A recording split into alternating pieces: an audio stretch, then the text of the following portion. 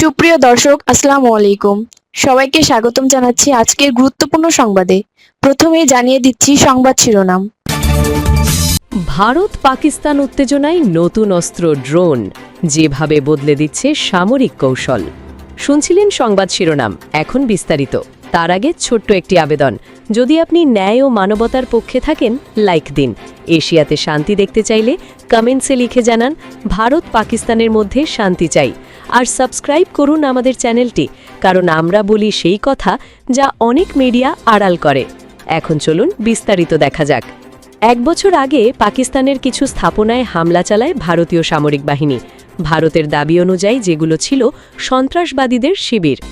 ভারত শাসিত কাশ্মীরের পাহেলগামে 2025 সালের 22শে এপ্রিল বন্দুকধারীদের গুলিতে 26 জন পর্যটক ও স্থানীয় একজন ব্যক্তি নিহত হন। তারপরেই ওই সামরিক অভিযান চালায় ভারত, যার সাংকেতিক নাম দেওয়া হয়েছিল অপারেশন সিন্দুর। ভারত অভিযোগ করেছিল যে পাকিস্তান ভিত্তিক সশস্ত্র গোষ্ঠীগুলোই পাহেলগাম হামলার জন্য দায়ী, তবে পাকিস্তান ওই ঘটনার দায়ে অস্বীকার করে। এরপর উপমহাদেশের 2 পারমাণবিক শক্তিধর প্রতিবেশী দেশের মধ্যে 2025 সালের 7ই মে থেকে 10ই মে যে সামরিক সংঘাত হয় তা বলতে গেলে যুদ্ধ কৌশলের একটি নতুন দিক খুলে দেয়। বলা যেতে পারে ভারত পাকিস্তানের মধ্যে সেটিই ছিল প্রথম ড্রোন যুদ্ধ। সামরিক পরিভাষায় যুক্ত হয় একাধিক নতুন শব্দ, ইহা, হারপ এবং সাঙ্গার। 2 দেশই এই ধরনের আনম্যান্ড এরিয়াল সিস্টেম ব্যবহার করে। এই ধরনের সিস্টেম কয়েক দশক ধরেই ব্যবহার হচ্ছে। মার্কিন প্রেডেটর ড্রোন আগেও আফগানিস্তান, পাকিস্তান ও ইয়েমেনে বেশ কিছু হামলা চালিয়েছে, কিন্তু প্রযুক্তির উন্নতির ফলে আগের সেই আধিপত্য এখন আর কোনো একটি দেশের একচেটিয়া নয়। ড্রোন প্রযুক্তি উচ্চ গতি, কম খরচ ও সহজলভ্যতার কারণে আধুনিক যুদ্ধের ধারাকে আমূল বদলে দিয়েছে। ইউক্রেনের যুদ্ধক্ষেত্র থেকে শুরু করে মধ্যপ্রাচ্যে চলমান যুদ্ধ পর্যন্ত ড্রোন কেন্দ্রিক যুদ্ধই বেশি প্রাধান্য পাচ্ছে। 1 বছর আগে পাকিস্তানের রাডার ধ্বংস করার জন্য ক্রুজ মিসাইলের সঙ্গে হামলা চালাতে সক্ষম এমন ড্রোন ব্যবহার করেছিল ভারত। এই ধরনের ড্রোনগুলোকে লয়টারিং মিউনিশন বলা হয়। পাকিস্তানও সেই সময় ভারতীয় স্থাপনাগুলোকে লক্ষ্য করে সোয়ার্ম ড্রোন বা গুচ্ছ ড্রোন ব্যবহার করেছিল। 1 বছর পরেও সেই 4 দিনের ঘটনা থেকে শিক্ষা নিচ্ছে 2 দেশের সামরিক মহল। আকাশে নজর। ড্রোন যুদ্ধের কারণে তৈরি হওয়া চ্যালেঞ্জগুলো স্বীকার করছেন ভারতের শীর্ষ সামরিক কর্মকর্তারা। সম্প্রতি এক সংবাদ সম্মেলনে বলা হয়েছে যে সামরিক বাহিনী অন্যান্য মন্ত্রণালয়ের সঙ্গে যৌথভাবে গোটা দেশের জন্য ড্রোন প্রতিরোধী নীতি প্রণয়নে কাজ করছেন। তবে ভারতীয় সামরিক শীর্ষকর্তারাও এও বলছেন যে ড্রোন ব্যবহারের এই ঝোঁক 2025 সালের মে মাসের অনেক আগেই শুরু হয়ে গিয়েছিল। সরকারি তথ্য অনুযায়ী 2024 সালের 1 নভেম্বর থেকে 2025 সালের 31শে অক্টোবরের মধ্যে পাকিস্তানের সঙ্গে ভারতের 3323 কিলোমিটার দীর্ঘ সীমান্তে 1816টি ড্রোন দেখা গেছে।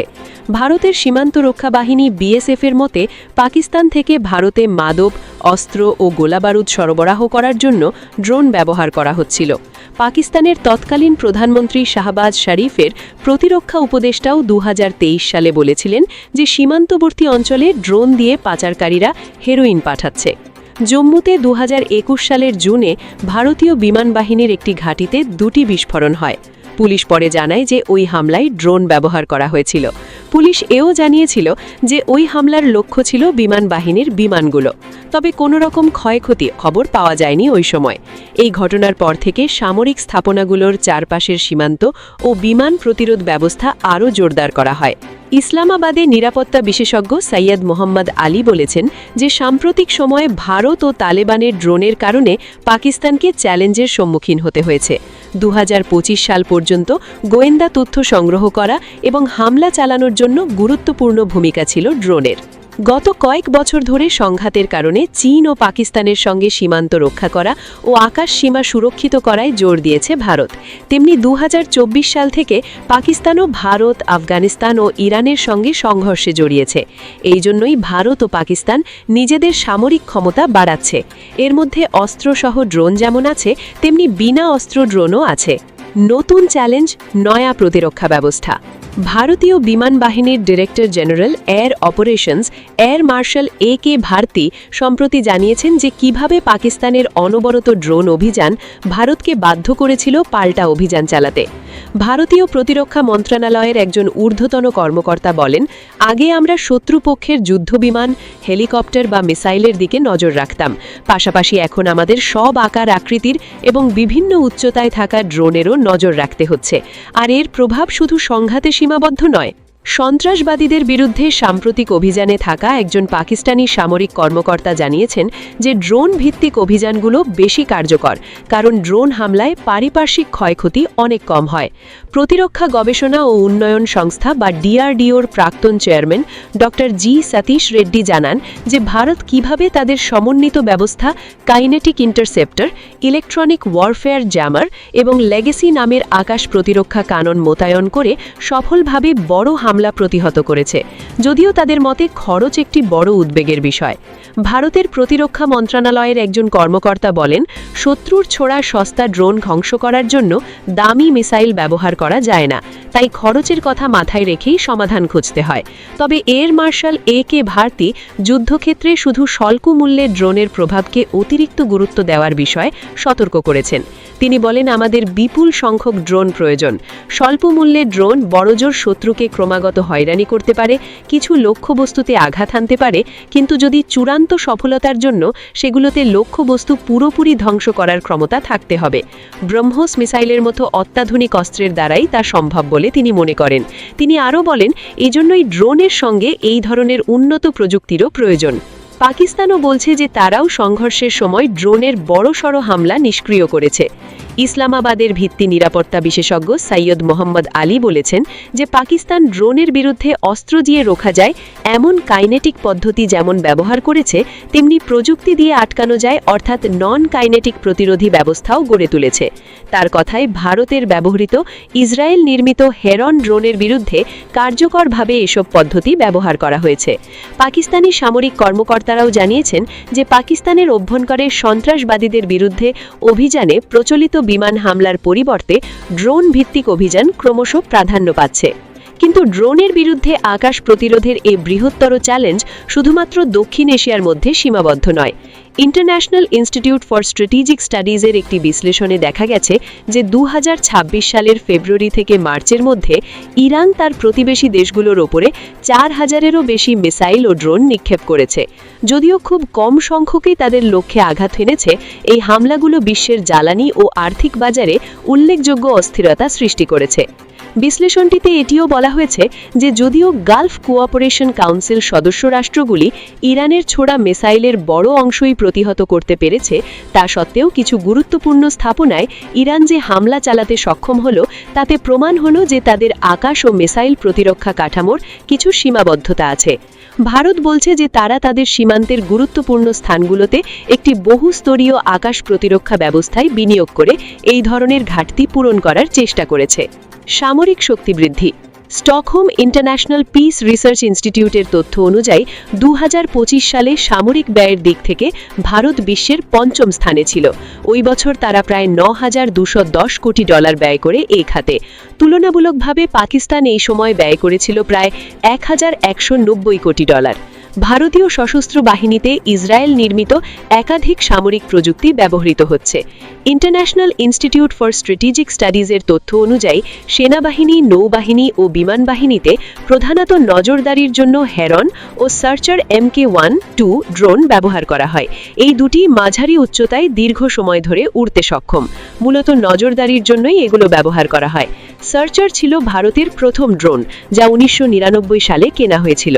প্রাক্তন সেনাপ্রধান জেনারেল বেদ প্রকাশ মালিক 1998 সালের মার্চে ইসরায়েলের বেন গুরিয়ন বিমানবন্দরের কাছে সার্চার 1-এর একটি প্রদর্শনী দেখার কথা মনে করেন। সেটি ছিল এই ধরনের প্রথম প্রদর্শনী।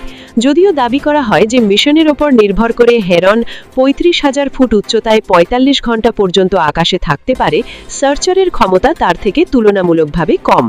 ভারত এখন শুধু দীর্ঘ সময় উড়তে পারবে এমন ড্রোনের পাশাপাশি আঘাত করার ক্ষমতা আরও বেশি হবে এমন ড্রোনও চাইছে।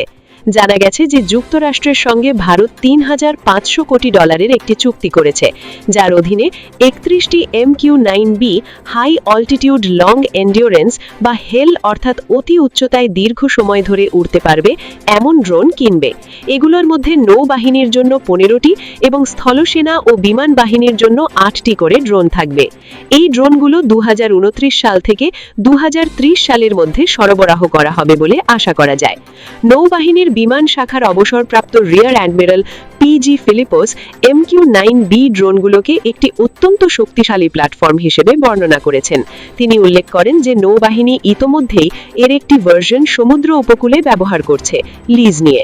নজরদারি, মানবিক সহায়তা এবং আরও অনেক কাজে সক্ষম এই ড্রোনকে গেম চেঞ্জার বলে মনে করেন তিনি।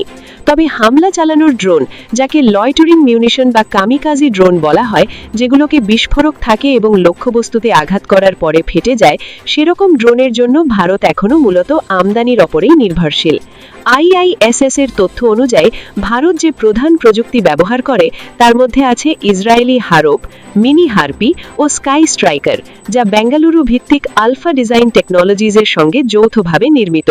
একই সঙ্গে ভারতে নির্মিত নাগাস্ত্রও ব্যবহার করা হয়। ভারত ছোট আকারের তান্ত্রিক ড্রোন যেমন নজরদারি ও সোয়ার্ম অপারেশনে ব্যবহৃত কোয়াডকপ্টার নির্মাণের ব্যাপারে আত্মনির্ভর হওয়ার দিকে জোর দিচ্ছে। সোয়ার্ম অপারেশন বলতে এমন সমন্বিত অভিযানকে বোঝায় যেখানে একটি গুচ্ছ ড্রোন বা রোবট বা যানবাহন অবতা এর সবগুলোই একটি দল হিসেবে কাজ করে এবং একটি নির্দিষ্ট লক্ষ্য অর্জনে ব্যবহৃত হয়। প্রতিরক্ষা মন্ত্রণালয়ের কর্মকর্তারা জানিয়েছেন একটি human in the loop system নিয়ে কাজ চলছে, যার সাহায্যে একজন অপারেটর একই সঙ্গে অনেকগুলো ড্রোন পরিচালনা করতে পারবে। আমদানির ঝুঁকি এবং চীনের ওপর নির্ভরতা। ভারতের ক্ষেত্রে একটি বড় বাধা হল প্রয়োজনীয় যন্ত্রাংশের সরবরাহ ব্যবস্থা। মেজর জেনারেল মনদীপ সিং অবসরপ্রাপ্ত বর্তমানে একটি বেসরকারি ড্রোন সংস্থার প্রতিরক্ষা বিভাগের দায়িত্বে আছেন। তিনি বলেছেন যে একটি ড্রোনের 4টি প্রধান অংশ থাকে। প্রথমটি হল ফ্লাইট কন্ট্রোলার, যা ড্রোনের মস্তিষ্ক। এরপর রয়েছে স্পিড কন্ট্রোলার, যা ফ্লাইট কন্ট্রোলার থেকে মোটরের সঙ্গে যোগাযোগ স্থাপন করে এবং এই মোটরগুলোই ড্রোনটিকে ওড়ার সময় নির্দেশ দেয়। মনদীপ সিং বলেন, তারপর রয়েছে ড্রোনের রিসিভার ও ট্রান্সমিটার, যা ড্রোন এবং অপারেটরের মধ্যে যোগাযোগের জন্য ব্যবহৃত হয়, এবং সবশেষে এর ক্যামেরা। এই 4টি মূল অংশের ক্ষেত্রে আমরা মূলত আমদানির ওপর নির্ভরশীল ছিলাম, কিন্তু এখন কিছুটা পরিস্থিতির বদল হয়েছে। তবে তিনি এও বলেন, সস্তা চীনা যন্ত্রাংশের বদলে নিজেদের দেশেই এগুলো তৈরি করার ব্যাপারে আমাদের এখনও অনেকটা পথ যেতে হবে। তার ভাষায়, অপারেশন সিন্দুর থেকে পাওয়া সবচেয়ে বড় শিক্ষা হল ভারতকে তার সরবরাহ ব্যবস্থার জন্য চীনের ওপরে নির্ভরতা কমাতে হবে এবং একই সঙ্গে এটা সুনিশ্চিত করতে হবে যাতে সরবরাহ ব্যবস্থা শক্তপোক্ত এবং নির্ভরযোগ্য থাকে। ভারতের সশস্ত্র বাহিনীকে সরঞ্জাম সরবরাহকারী প্রতিষ্ঠান IG ডিফেন্সের প্রতিষ্ঠাতা এবং CEO বোধিসত্ত্ব সংঘপ্রিয় বলেন, চীনা সিস্টেমগুলোর ডেটা নিরাপত্তা, সিস্টেম নিয়ন্ত্রণ এবং সরবরাহ ব্যবস্থার নির্ভরযোগ্যতা নিয়ে উদ্বেগ আছে। ভারতকে তার নিজস্ব প্রতিরক্ষা প্রযুক্তি তৈরি এবং নিয়ন্ত্রণ করতে হবে এবং আমরা ঠিক সেদিকেই মনোযোগ দিচ্ছি। সশস্ত্র ড্রোন কেনায় কি পাকিস্তান এগিয়ে যাচ্ছে? সামরিক বাজেট কম হওয়া সত্ত্বেও সশস্ত্র ড্রোন ক্রয়ের ক্ষেত্রে পাকিস্তান ভারতের চেয়ে দ্রুত এগিয়েছে বলে মনে করা হচ্ছে। SIPRI এর তথ্য অনুযায়ী 2021 থেকে 25 সালের মধ্যে পাকিস্তান 35টি সশস্ত্র ড্রোন পেয়েছে, যার মধ্যে তুরস্ক থেকে 3টি আকিনজি সিস্টেম, চীন থেকে 23টি উইংলুং 2 সিস্টেম এবং তুরস্ক থেকেই 9টি বাইরাক্তার TB2 ড্রোন পেয়েছে তারা। অন্যদিকে ভারত এখনও তার চুক্তিবদ্ধ MQ-9B মিসাইলের সরবরাহের অপেক্ষায় রয়েছে। পাকিস্তানও দেশীয়ভাবে বেশ কিছু সিস্টেম তৈরি করার চেষ্টা করছে। শাহপার সিরিজ, বিশেষ করে শাহপার 3, তাদের সবচেয়ে উন্নত দেশীয় ড্রোন, যেটি প্রায় 30 ঘন্টা পর্যন্ত উড়তে পারে। পাকিস্তানের প্রথম ড্রোন বারাক 2015 সালে সশস্ত্র গোষ্ঠীগুলোর বিরুদ্ধে অভিযানে ব্যবহার করা হয়েছিল। উকাব ড্রোন ব্যবহার করা হয় কৌশলগত কাজের জন্য, যেমন নজরদারি এবং অস্ত্র থেকে ছোড়া গোলা যাতে সঠিক দিশায় পৌঁছায় তার জন্য ব্যবহার করা হয়। এই ড্রোনগুলোর বেশিরভাগই পাকিস্তানে তৈরি করা হয়, তবে ইঞ্জিনের মতো কিছু যন্ত্রাংশ আমদানি করা হয়। পাকিস্তান তুরস্ক ও চীন থেকেও উন্নত ড্রোন আমদানি করেছে, যেগুলো নজরদারি চালাতে, লক্ষ্যবস্তুতে আঘাত হানতে এবং দীর্ঘ দূরত্বে উড়তে পারে। IISS এর তথ্য অনুযায়ী পাকিস্তান তুরস্ক তৈরি ইহা কামিকাজি ড্রোন এবং ইতালির মিডিয়াম ফ্যালকো ড্রোনও ব্যবহার করে। এরপর কি? ভারত আর পাকিস্তান দুই দেশের সেনাবাহিনী 2025 সালের সংঘর্ষকে একটি শিক্ষাক্ষেত্র হিসাবে দেখছে এবং উভয়েই নিজেদের প্রস্তুত করছে। ভারতীয় সেনাবাহিনী প্রত্যেক সৈন্যের হাতে ঈগল তুলে দেওয়ার লক্ষ্যে কাজ করছে, যাকে কর্মকর্তারা প্রত্যেক সৈন্যের হাতে ঈগল তুলে দেওয়া অর্থাৎ সম্মুখ সারির সৈনিকদের ড্রোন ওড়ানো, পরিচালনা করা এবং এর বিরুদ্ধে আত্মরক্ষার শিক্ষা দেওয়া বলে বর্ণনা করছেন। এছাড়াও প্রতি ব্যাটালিয়নে ড্রোন যুদ্ধ বিশেষজ্ঞকে অন্তর্ভুক্ত করার পরিকল্পনা রয়েছে। সৈয়দ মোহাম্মদ আলীর মতে পাকিস্তান ড্রোন যুদ্ধকে তাদের অপারেশনাল পরিকল্পনা এবং প্রশিক্ষণের একটি অবিচ্ছেদ্য অংশ হিসাবে মনে করছে, যার মধ্যে উৎপাদন ও সংগ্রহ থেকে শুরু করে রক্ষণাবেক্ষণ, মোতায়েন এবং ড্রোন বিরোধী ব্যবস্থা পর্যন্ত সবকিছু অন্তর্ভুক্ত। ভারতের DRDO এর প্রাক্তন অধ্যক্ষ ডক্টর সতীশ রেড্ডির মতে ভারতের জন্য পরবর্তী পদক্ষেপ হবে কৃত্রিম বুদ্ধিমত্তা নিয়ন্ত্রিত সোয়ার্ম ড্রোন এবং ইলেকট্রনিক যুদ্ধ প্রতিরোধ করার প্রযুক্তি। এছাড়াও ভারত উৎপাদন ক্ষমতা বৃদ্ধি, বর্তমান সামরিক সরঞ্জামের সঙ্গে ড্রোন সিস্টেমকে আরও ভালোভাবে যুক্ত করা এবং এ ব্যাপারে দক্ষ কর্মী গড়ে তোলার দিশায় কাজ করছে।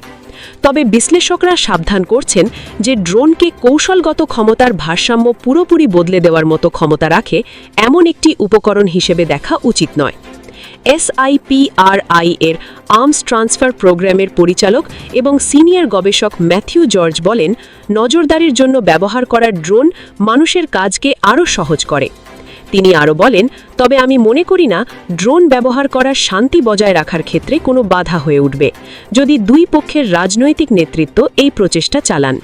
Centre for strategic and international স্টাডিজের intelligence and national security and technology প্রোগ্রামের পরিচালক এমিলি হার্ডিং প্রশ্ন করেন, ভারত পাকিস্তান দুটি পারমাণবিক অস্ত্রধারী দেশ। আমার কাছে প্রশ্ন হল, ড্রোন কি উভয় পক্ষের জন্য কম ধ্বংসাত্মক উপায়, নাকি এটি লড়াইকে আরও বিপজ্জনক পর্যায়ে নিয়ে যাওয়ার শুরু?